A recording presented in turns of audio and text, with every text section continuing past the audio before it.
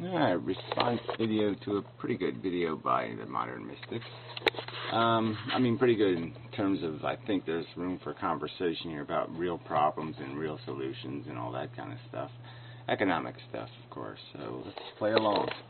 Your reply to Gary, it's just stretched to this. I was trying to go for another comment on your Vlogadome website, but realised I couldn't do it, so I'm going for a small video. So the comments would have run something along the lines of, the comment I made on the website before that made for the video I might link was that you can't blame everything on the rich. Not that the rich can't be blamed. As in, if you've got a huge problem like we have at the moment, this recessionary crisis that's been going on 5 or 6 years, you can't blame it all on the rich. There's got to be other things going on. Okay. Yeah, well, I mean, I think that's just, you blame it on the rich in the sense that you're blaming it on a system that creates rich. So I'm just saying, I mean, quite obviously the problem with monarchy was obvious. And I'm just saying that in creating capitalism that's not properly regulated, I mean, I think even Adam Smith would agree. You break the capitalism. I mean, if you don't have, the invisible hand you can't fix monarchy. So if you recreate monarchy in some other form, where you take the value and give it to people who don't earn it, then that's a really big problem. You want to incentivize earning the money, even if you earn it in a crooked capitalist way. But you at least earn it. You at least do something. But if the capitalism, if the ownership of equity is just bestowed permanently, yeah, well, that's a permanent problem then. That breaks the game. That breaks the... It's, again, if you had analogized to any other game, any other thing in the world, driver's licenses, but baseball, cricket, if you allowed the cricket team to be defined and described by inheritance, the biggest players and the highest paid players and by inheritance, you'd have a very bad game of cricket. You'd have very bad players. As in, there's nothing much different happening in capitalism now than there was 10 years ago, or 50 years ago, or 200 years ago. Well, if you would have said 30 years ago, you would have sort of been on the mark, right? Where we had a top income rate, tax rate of 90%. Clearly the rich weren't getting richer in the 70s, in the 60s and 70s. Nearly at the rate they're getting rich now. I'm not sure they weren't getting richer, but the fact was is the middle class was the thing that was booming. And they're the ones that were doing the prosperity thing. And so it was a very different equation. Wages were going up, not down. People were upwardly mobile in a big way. So even you could just take that piece of the world and say it definitely was different then. Capitalism in 1970 is a lot different than capitalism in 2013, after all the rich man tax cuts. After Reagan, voodoo economics, yeah, it's a very different capitalism happening in America anyway than was happening in America in 1970. So I'll make that argument. The next argument I would make, in the broad picture, we've seen all throughout history that what capitalism does is, yes, it works until it doesn't work. It works until it creates so much debt, so much ownership, and so creates too few owners holding too many assets and too many renters. So just like you had the roaring 20s, everything looked really bright in the 20s, didn't it? Yeah, because debt was expanding exponentially. And then in the 30s it had to contract exponentially. So that's the failure of capitalism, is that it is unsustainable. There's no way to clean up the mess it makes. It makes this huge toxic dioxin waste dump of debt, unpaybackable. debt you can't resolve unless you basically enslave the population for years. Unless you create gulags, you can't resolve the debt. So it's always the brick wall it will crash into. And I would argue we're going to crash into that brick wall. The debt is unsustainable. It can't be. There's no way to resolve it without either exploiting the hell out of some labor force and forcing them to pay it, some gulag force who has to pay it through some sort of magical productivity they're going to acquire, or you have to destroy the currency. But you don't have any other options. You either destroy the currency so you can pay back the debt in money that doesn't mean anything anymore, $5 million for a loaf of bread, 30,000 rupees, right? I mean, like the rest of the world, you have to destroy. There's really not much going on that's different. So what you've got to be saying is that it was wrong 10 years ago, 50 years ago, and 200 years ago. Right. It's always wrong to run growth on a credit card, and that's all it is. I mean, I don't want to reduce it back to this stupid household analogy, but yeah, what's the difference? I guess there really isn't. I mean, it is that simple that you can seem very prosperous. You can seem like you have a lot of prosperity if you keep getting American Express cards in the mail or MasterCards, and they give you unlimited potential, and you can just put it on the credit card. But who's going to pay the credit card? Because the people who own your debt are claiming it's a real asset, that somehow that money will be paid back. And they're actually buying stock with that asset and inflating the stock market. So there's all this bad debt that will never be real money that's being counted as real money, like it's somehow going to produce something productive into the economy to resolve itself, and it will not be resolved. And most of the money in the stock market is unresolvable debt. Most of the money in the stock market is the national debt. And I'd say, okay, yes, but... I mean, you could argue, I think it could be argued, I don't know how you think on this, but it could be argued that all the debt is in the stock market. All of it. That's why the stock market is at 15,000. That's why the Dow Jones is at 15,000. Is because we have a huge amount of debt. And as long as debt grows, the market grows. So the expansion and the growth in the stock market is only a byproduct of the fact that the country's borrowing more money. All the growth, you can go all the way back to Reagan. The huge, with the Dow at 3,000. Now you have a Dow at 15,000. And you could probably see a huge correlation between the amount of deficit spending and growth in the stock market. That's just something in the wind, forget what it is, tilting it to windmills. You're not going to get the world to change from capitalism. Well, whatever. The world isn't capitalist. There's all kinds of variants on that theme. And, again, it depends on what you're saying you're changing to. I could argue that I could make one change to capitalism, one single change tomorrow, okay, and just end inheritance, okay, over minimums. So let's say the minimum was one single estate could give away, to give to individuals $10 million, different individuals. And it could only give to each single individual the amount of 1 million. So it could give 1 million to 10 people. And that's it. And that would be the extent of inheritance. And the rest of the assets would go back to public ownership. Any other leftover assets. So if you were the son of a business owner, you'd have to buy the business. It's just that. That's just the way it is. And if you can't buy it, then somebody who has the money to buy it will buy it. And they'll run it. Or some competing company will do the business, or the government will sell the business. It's just that simple for its value. And the money comes into the government. So instead of taxing some poor working man for doing work, they can just take the money for needed investment from their ownership of this asset. So I'm saying that one change, in my opinion, fixes what's broken, because it ends the legacy ownership. It puts assets back on the market.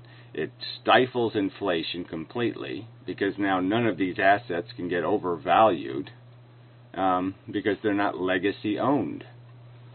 And they have to be bought with income earned, not income bestowed. I mean, really, I think it's that simple. It's one single change in policy. Because that's what you're tilting at. And making a video tilting at capitalism just isn't constructive because nobody has got the brains to rip it all up and put a new version in place.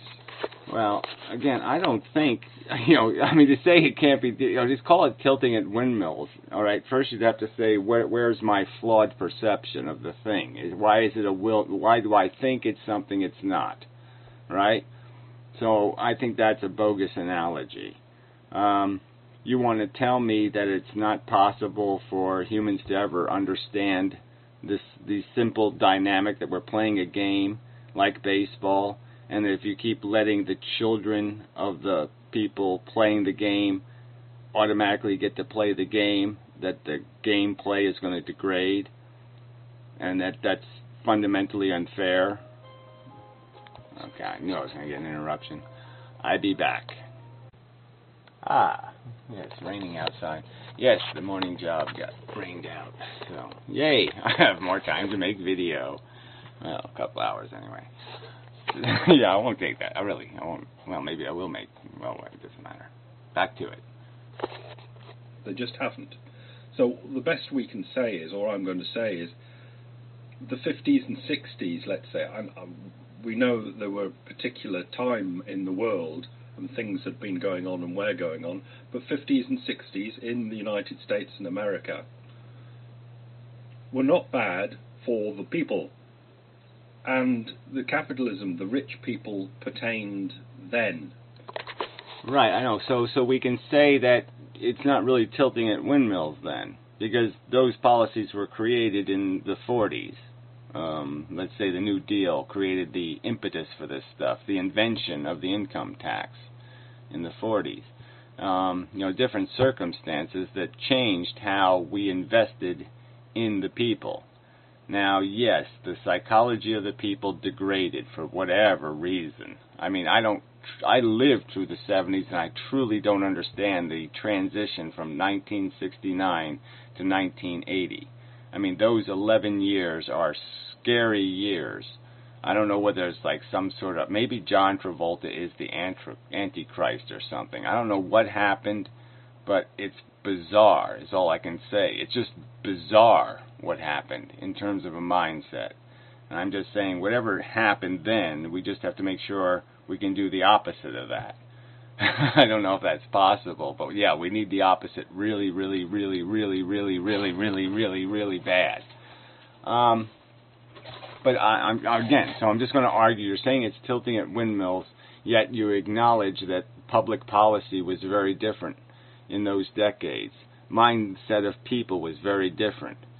And so somehow these migrations in public sentiment can take place. And so I guess I'm just arguing that it doesn't seem all that preposterous to speculate that we can migrate perspective and go back to rational policies that are in the benefit of human beings and not policies that are in the benefit of criminals. And that's what most capitalists have become. So what I'm saying is, what are you getting at? Is it that it was wrong 10 years ago, 50 years ago, and 200 years ago? Or are you on that it is even more particularly wrong now? Yeah, well, I mean, I think it's obvious. I'm saying it can be degrees of wrong. But going back to the flywheel analogy, yeah, I'm saying that mechanically it's a system. All right? And if you change the center of gravity in some way, or you do some other thing and you warp this thing out of shape, it will destroy itself through frictions it creates. And what I'm saying is that it was well greased in the 50s and 60s and 70s.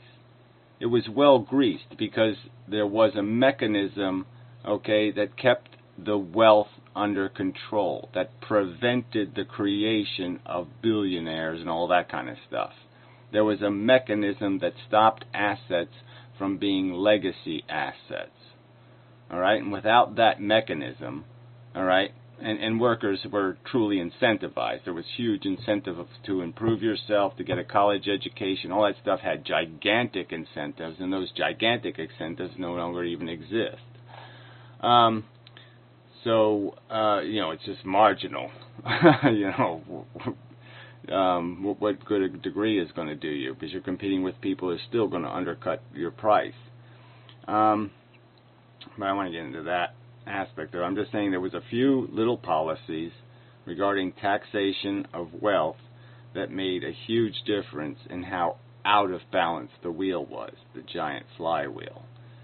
And so the flywheel is still doomed because it's so heavy and it creates enough friction that it's going to burn its bearings eventually. This debt idea, the debt thing, burns up the bearings. You can't run the flywheel on debt. It's just not sensible. You can't pay interest forever. So you can only run it rationally, sensibly, on investments that don't require profit. If investment requires profit, and that profit and that ownership is legacy, the friction will burn up the bearings. That kind of a metaphor. So you have to have a mechanism that greases that by taking away the legacy element as much as possible. I mean, it's the legacy element that's the real poison, but it's felt through the idea that somebody owns a surplus that they're going to rent to you. So they overprice your housing, for example. They overprice it because it becomes an investment, and now instead of buying a house, you have to rent a house. That's the analogy. And if you have to rent it, you'll pay 3 times or 5 times or 7 times the price to live in it, because you're paying somebody an income for merely owning it. You're paying somebody a working man's income for not working. And what makes the capitalism with rich people being rich wronger now than it was 10, 50 or 200 years ago? Okay, so again, I'll just point out that we already know that there was different proportions of rich man. The rich were less rich because of policy. So again, these different points in history were different points in history. There were different policies in place, and the wheel ran differently because of those policies. So that's a difference. But again, I will argue that this overall idea of owners, legacy owners, perpetual ownership, is toxic economically. Workers are the value, consumers are the instrument, and you could say that the workers are the wood of the violin, and the consumers are the strings, and the people playing it are the capitalists, and they're playing a bad tune on a good instrument. Because nobody really can discuss it unless they know what you're on about. And so again, I think I have pointed out what I'm on about. What I'm on about is the waste. So there's huge waste it's like welfare, right? We could all sit there and say it's stupid to pay poor people to have babies. So let's just concede huge waste. Like it's really wasteful to give a liver transplant to an alcoholic. Really dumb. I mean, it's just a waste of resources. Okay? It can be just seen for what it is. Stupid. Alright? So there's waste. There's like, making roads out of chocolate icing. When you know it's going to rain and the roads are just going to wash away. That would be stupid. It would be called waste. And so what I'm saying is that what happens to the number, there's this people doing work, doing productive work, building infrastructure, building dams or paving roads or doing the things that we really use. And they're the ones creating the real value in the economy. They're the one creating the progress. They invent the microchip. They do all this really good stuff that creates our better life and world. And they have to finance all the other work that is kind of crap. So, I mean, you could argue in a way that most medical treatment, that's real expensive, is waste. I mean, you could even argue that your surgery was sort of wasteful because you're not going to be productive, you're not going to do anything good with the money, in the sense that you're not a working man.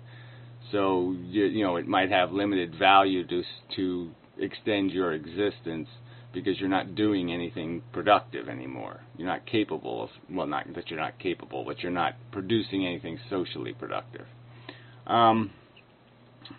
But, these are things that we, in a different view of value, we say there is value, though, to, having this vacation, this earned vacation. You work a whole period of your life, and then you have these golden years, and you have a right to those, and so that's part of that entitlement. So it has to be seen in that context of a whole life, and therefore it becomes productive, because this is your entitlement, your time that you've earned. You've done the hard work of paving your stairs, building a good staircase, and now you have the right to walk up and down it a few hundred times before you drop dead. But I'm just saying that there's things you could say that are just socially of no value. So there's a whole bunch of stuff we have, a bunch of work we do, that has no value in the sense that it doesn't create a resource that the future will benefit from. It's not a productive investment in the future. It's a reward for good behavior, which is necessarily paid, which is honorably paid, let's say. But the work is the real value. Anyway, I was just trying to get to the point that there are two kinds of work. There's waste work and productive work. Okay, and waste work would be being employed to provide a $2 million birthday party for some 13-year-old rich person's twatty little kid.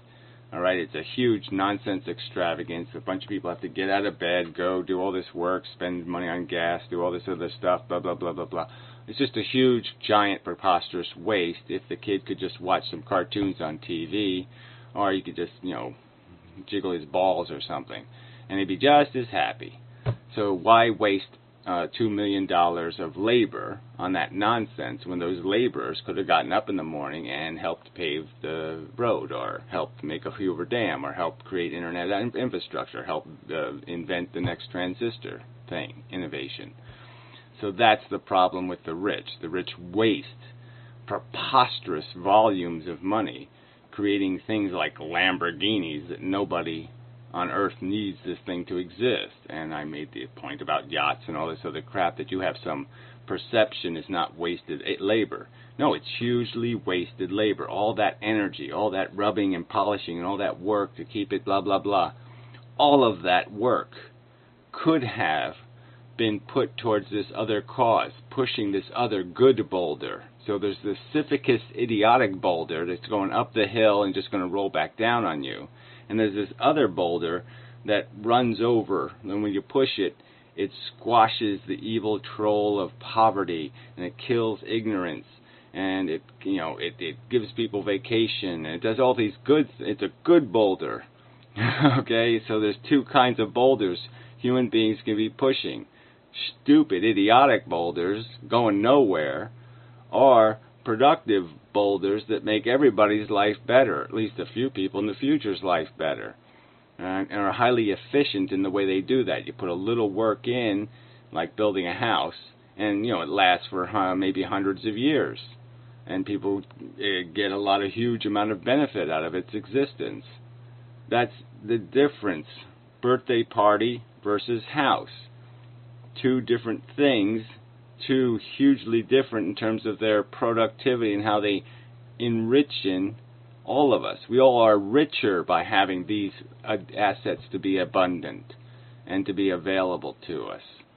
And we're all made poorer when people have to get up and go to work to, spend a day working to make one idiot happy doing nonsense where it's just burned into the atmosphere. You just burn it. It's like burning the money. You're burning the labor. And there's just I'm sorry, for you not to be able to concede that there's a difference between productive work and unproductive work. Socially productive and socially unproductive. high margin of benefit versus very, very thin margin of benefit. There are huge differences, and the wealthy are extensively, 99.99% waste work they produce in terms of their personal squander. And then again, I'm going to argue in terms of the way they invest capital, it's almost as bad in that they invest their capital in the businesses that are running the crappiest margins in terms of human benefit. They're benefit to the owners, not benefit to the consumers or the workers. And that's that's the definition of their evil. Sorry, but it's just that clear. When it comes to the rich, the rich are a result of capitalism. Capitalism is analogy. I can only see a bad analogy, but we'll see. All right, so we're already going to be in trouble. Just saying capitalism. It's always so dangerous because capitalism does not have to mean. Capitalism can just mean incentive economics. Substantially liberal economics. You can make capitalism into fundamentally different things by just making these tiny changes to it. So again, if you take out the legacy part of capitalism, huge benefit, huge giant transition in terms of the effect on the economic system, on the even like the William Randolph Hearst example would be meaningless if what Hearst created, the business empire, his personal empire, the state of California did eventually acquire, but and should just sell it, but they didn't. But whatever. The point is those assets, those resources, do go back into the market. They would just flow back into the market, and what didn't happen is the business assets didn't do that. So my point was.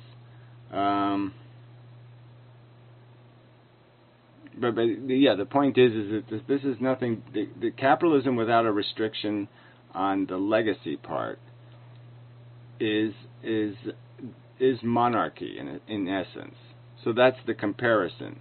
So if monarchs had to earn their status as king, it wasn't by birthright, but it was by leadership challenge.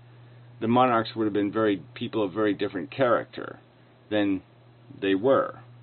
And the idea of the personal ownership, that the king's empire was his property, that the lords owned the serfs, is the very different than a system that would be reversed in terms of the controlling elements would just be things we hire, not things that own us. But the incentives could all still exist. The incentives to improve yourself, to get to different positions in the system could still exist. And you'd have rewards, for that difference. The capitalism, you can't do this dichotomy thing where the opposite of, or the non-capitalism is automatically doctors getting paid $10 an hour. That's not the only alternative to capitalism. How it goes. For, let's say, the policymakers, more the government or whatever, capitalism is very powerful because it gets everybody out of bed, basically. And the government don't have to get everybody out of bed, because they have to get out of bed or they don't earn the money. And everyone knows that they've got desires to own cars and women and all sorts of things. So yeah, I know, but we know that that's not what's really driving people now. It's more of a desperation race.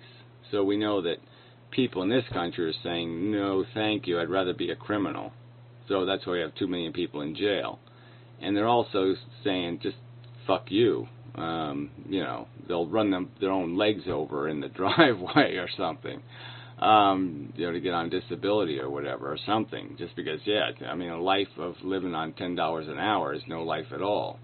You might as well go to jail, because you're not even going to pay the rent on that salary. You're not going to pay rent anywhere you want to live. So we import people. And what do we import? We import people. We're basically just sending the money home. So they're not living a better life. They're not living some aggrandized notions. They're just doing it out of desperation.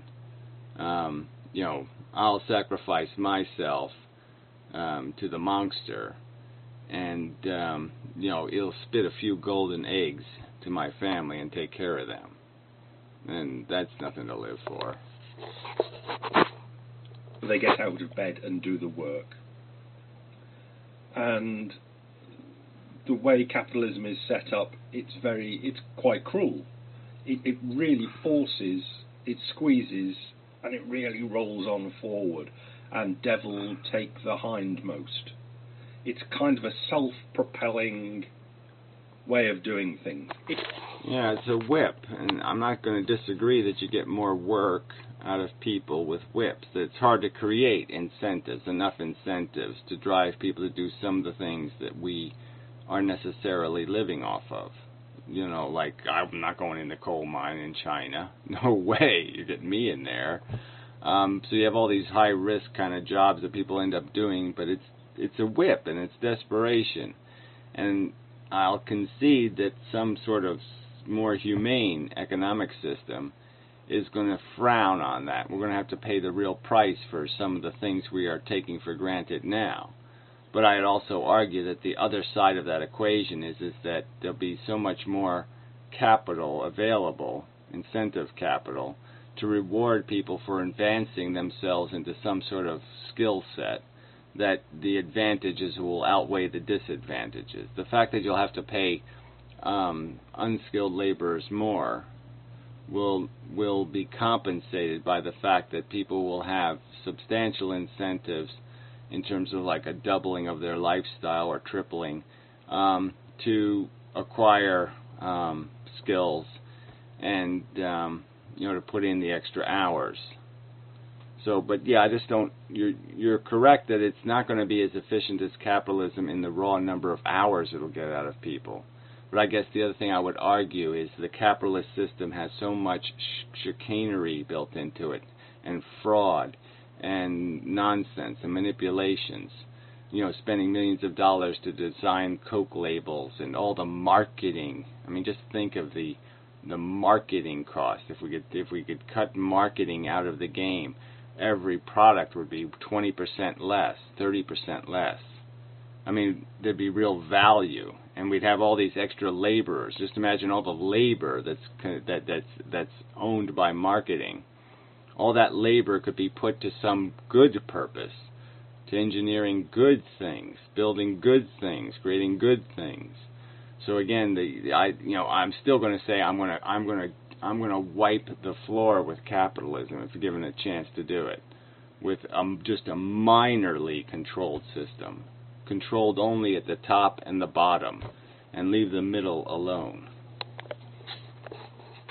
It's nasty, but it works.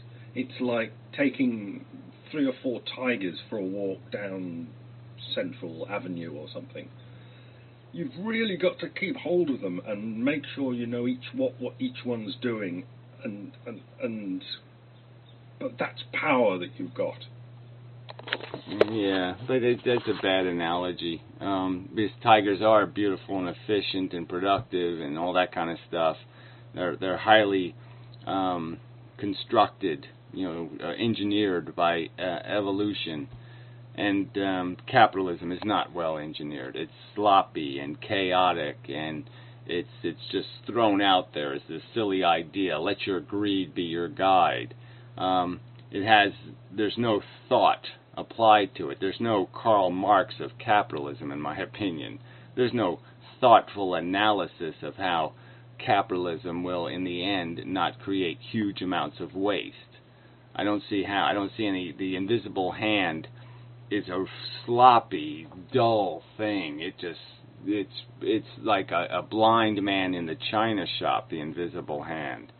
Okay, it's a horrible regulator. Again, I don't think Adam Smith or whoever the icon of capitalism is going to explain again away the fact that Marx illustrated that capitalism will create huge waste and it will drive itself to a bottom that it can't get out of. It will any crack, any fissure of doom, any potential to blow itself up with a nuclear power plant, so to speak. It will crack it. It will go through the crack. It will irradiate all the people because of its blindness. The invisible hand is blind, and all it sees is money, and all it's engineered to do is feed on greed. And unregulated, okay, it would kill us. I mean, literally, it would kill us. It would come up with some silly idea like, Dixie cups, paper cups made out of dioxin. It would come up with the craziest, silliest, stupidest things because there was a way to make money on it. There were people in China, capitalists in China, pouring any white chemical they could find into kids' milk so they could make more milk. Let's dilute the milk. Let's just find some white shit to pour in there. Yeah. So they could make money. That's what capitalism will do. Unregulated. On your leash. And it's got to be kept on a leash. But it's power that you've got. What you seem to be suggesting about... Well, maybe that was your analogy, that there's power in the capitalism and you have to control it. So we agree on the control. And I guess my argument is that there's something... What we're conceding there's power in my opinion, is in mobilizing desire and ambition. So you have to have incentives. So if we agree that a system that doesn't have incentives would be preposterous, it's a dead tiger. It's like walking tree sloths. There'd be just no point in doing that. Okay, they're just going to climb up a tree and take a shit. They're not going to, walking the koala. I mean, it just isn't going to work. It doesn't have any motivation. It doesn't do anything. So, yeah, you don't even need to control something that's dead. So, we would agree that a system, a completely controlled system, or a system that just didn't realize that we need carrots and whips. A system that denies that fact, like a resource economy or something, is out of luck. It's not going to work. I mean, somebody even brought up that stupid crap again, that stupid resource economy nonsense. And, yeah, there's no way you can undo the fact that people need motivating mechanisms. And the motivation's not going to be, I'll be a good citizen. I mean, for some of us, like you said, all you need was somebody to give you a project and say, here, it's for the good. And you'd probably be damn good at getting it done. But the truth is, we need incentives, and they usually have to be pretty personal. The people owning the people's companies and selling to the people is like Central Avenue with no tigers in it. It's just cats. It's just cats all over the place. And you can't herd cats. And you say, well, cats don't need to be herded if the system was all working for everybody, but people are like cats, they need... Yeah, well, again, so I just don't buy this analogy, okay? People aren't like cats. People are like soccer players, or people are like baseball players, or people are like football players. And if you give them a good game to play, they'll try to cheat. They'll try to put cork in the bat. They'll take steroids. They'll try to cheat, okay? But you can regulate it. You can control it. You can have umpires, and you can have a fair game. You can have a really good game, okay? That is going to be very productive in creating a finely tuned machine that does this function that you've given it to do, because you've created these incentives in this confined arena, and you can have a good game. So I'm just not going to, this analogy that humans are cats doesn't go anywhere, because we can see that humans can play lots of games, and they can play them as long as the game has good rules, good umpiring, good systems to keep things in control. They're quite herdable.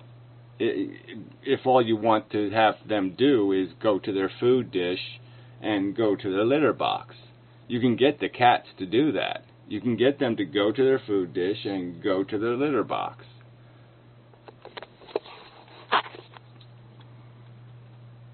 Erding. Okay, here's another thing. I'll finish on this.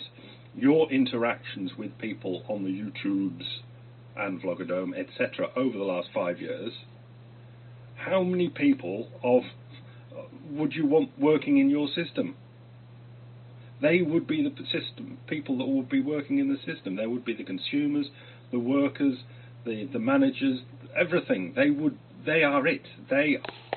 Yeah, I don't think that's actually true, to tell you the truth. I'm starting to realize that YouTube is a special breed of fuckwit. These anonymous YouTubers anyway, these little trolley commenting jackasses, who tell other people that they're living in their mother's basement while they're living in their mother's basement. I mean, the ironies are hilarious. So yeah, it's a special breed of human that's doing this, that has the time to do this, that isn't too distracted watching all of its, stories on TV, all the bullshit shows and the cotton candy, the candy that's on TV, it's not real brain food. And obviously it's it's kind of almost a weird psychiatric disorder that we have, where we find this intensely more interesting than any of the crap on TV. I mean, they're not even coming close to having something called a real conversation. Even, the Snooty and Hootie on the Snooty and Hootie shows aren't even coming close to the realness of these conversations. But that's a side issue. I understand your real point, which is that most humans are assholes and son of a bitches and bastards and fuckers. And I'm just saying, though, is that you can still have them in playing a good game. All you have to do is make sure you just create umpires that are reliable and, a set of rules that are difficult to fuck with. The system. They would be your system. People are rubbish, absolutely rubbish. It needs a monster-crushing system to keep them in line. And capitalism is that monster-crushing system. No, I really no. You just don't need it. You don't need Rothschild and Kennedy and Rockefeller and Getty and Global and Boble and you don't need all of those assholes with their silly ambitions to make our lives work in terms of some sort of industrial production and all that stuff. So I just don't buy that argument. You don't need the legacy part of it, is all I'm saying. You might need the first one. You might need the Hearst, but you don't need the legacy ownership that came after that. And there are a price that has to be paid. There are an awful lot of prices that have got to be paid, but it's the system that works when people are as stupid as they are. Yeah. Well, again, there's lots of systems that could work, and again, the only thing you're trying to do is create a balance between consumers and workers. You're trying to give consumers their best deal and try to give the workers their best deal. Those are the two entities that should be negotiating a fair contract with each other. The contract shouldn't be dictated by this third party called the non-productive owner, who's going to fiddle with the game between consumers and producers and just engineer a bigger cut of the pie for itself. That's totally wasteful, totally unproductive, totally unnecessary.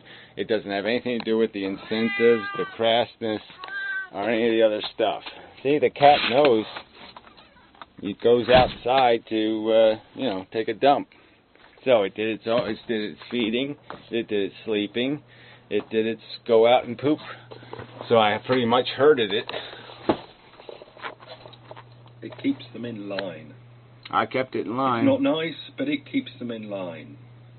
Again, throw you back once more. Do you think you could get a system to work with all the YouTubers that you've interacted with over the last 5 years? Yeah, I don't. Again, it's not that difficult. Work is not that complicated an idea. You pay people to do productive work. The more productive the work, the more you get paid. Okay? That's it. And you just get rid of this idea of owner. You have managers that are workers that get paid a salary, and you have workers, and you have consumers. And you don't bother with the owner. Be honest. It needs a system to keep a poker up everyone's ass. It's not... And like I said, the system to keep the poker up everyone's ass is the system that all of us I'm already willing to poke somebody, okay, when I'm consuming their product. I'm going to, when it's their turn to produce for me, I'm going to be pretty, fuck you, you got to do a little more work for your money, okay? I mean, let's say I called a hooker, and I was going to pay her $100, I'm going to make sure I get $100 worth. I'm a consumer. I'm going to force her to do a little work for it, maybe, unless she's incredibly charming. But whatever. I mean, that's all we need. All we need is the energy, the personal incentives we have when we're consumers, and the personal incentives we have when we're workers. And we'll fully be able to negotiate our contracts, because we're going to have to give in rationally. We're going to know that, I can't fuck him over, because then he's going to fuck me over. Nice, but people are they're like cats. You can't have a system that isn't crushingly keeping people in line.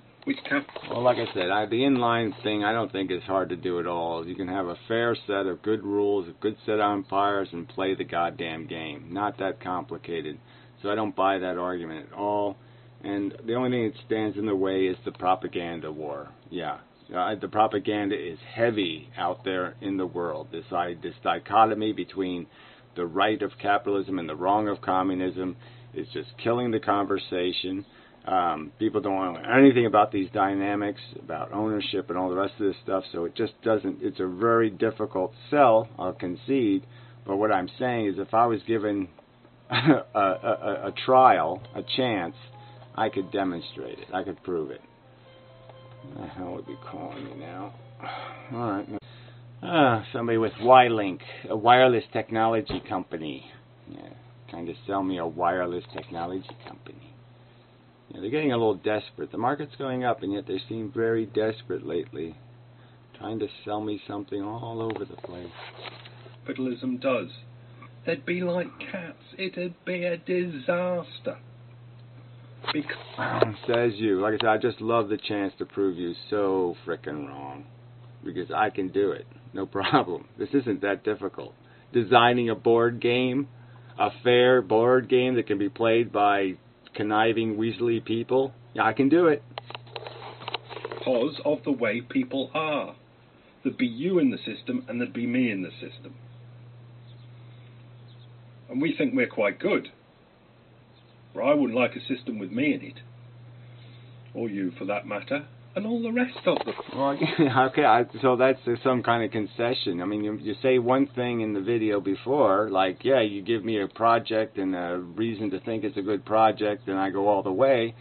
Well, I'm just saying, I mean, I wouldn't mind me in the system. I know my intents are honorable and decent, and I'll do my job and all that kind of crap, and do my duty, and do the whole Boy Scouty little thing, except for the God crap, and, I'll call my mother a cunt now and then. But whatever. So I just call bullshit. And I think most workers would want to play the game in a better environment, would want a fair bat in their hand and a fair chance to swing at a pitch. They're getting totally gamed and they know it. And I think they'd love the chance to take a real swing at a real fence. Imagine what it'd be like. They're representative of the people out there. No, thank you. It needs something to keep the whip on them. The people need whipping. I'm not saying it's good, I'm not saying I like it, but having a system of cats wandering all over the place... Well, again, so that's not the argument. I'm not advocating for anarchy, so that's bullshit. And I just think it's just obvious. Yes, I'm saying there should be whips, but there should be carrots. This is what you do. You know, both methods are valid, and if you can do the whole thing with carrots, that would kick ass. I mean, obviously there has to be whip, but if you can do it all with carrots, do it with carrots. I mean, there are ways to do these things with carrots. I mean, even like a lottery is sort of a carrot system. It's a carrot way to seduce people out of their money to pay more taxes. Here, pay some taxes. Here's a carrot. We're gonna give you hope, okay? And look at it. They totally game them. It's all made out of carrots, and people are totally gamed by it. Okay, they're totally enslaved by it, which is so funny. I mean, their lives are ruined by it. It's just a huge, giant tax, and they think they're getting something good, that they're exercising some wonderful, joyful freedom, while they're getting the fucking shit pulled out, their pants pulled off. I mean, they're just totally ripped off, and they don't even know it. And it was all done with carrots. I don't think I'd like that either. Okay, then. So, all right. Look, we know it's about you, so that's what it comes down to. But I'd say part of your argument is, yeah, it's just you don't think it can be done. You're just seeing windmill. I'm saying no. This is the game here. We can fix this thing. It's not just some tattery old piece of crap windmill. This is a freaking thing fly to the moon. All we gotta do is charge it, stop it, and then all we do is like put an aspirin in the corner there, drop a couple of aspirins into it, and it turns into like 3D hologram projector vision super screen phantasmagorical greatness stuff. I mean, it's this is a win that's just sitting there. All we gotta do is charge the damn thing. All we gotta do is do it, and we can have it. And nobody wants to prove it. Nobody wants to allow the experiment to prove it, but it will win. It'll be all win. But we just gotta let go of this historical notion of birthright. Gotta let go of nepotism. You gotta think in terms of bigger human picture. Okay, we're human beings. We're all players. We gotta think about being fair to each other. Minor squabble should be the only kind of squabble.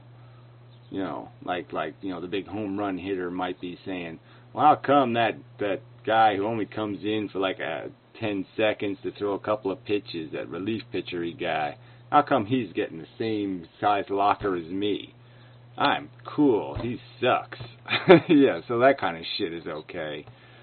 But what we have now is preposterous destruction of the value of labor by greedy motherfuckers who aren't thinking of the team at all. They don't give a fuck about playing the game, winning the World Series. That's not their goal. They just want their paycheck. And that sucks.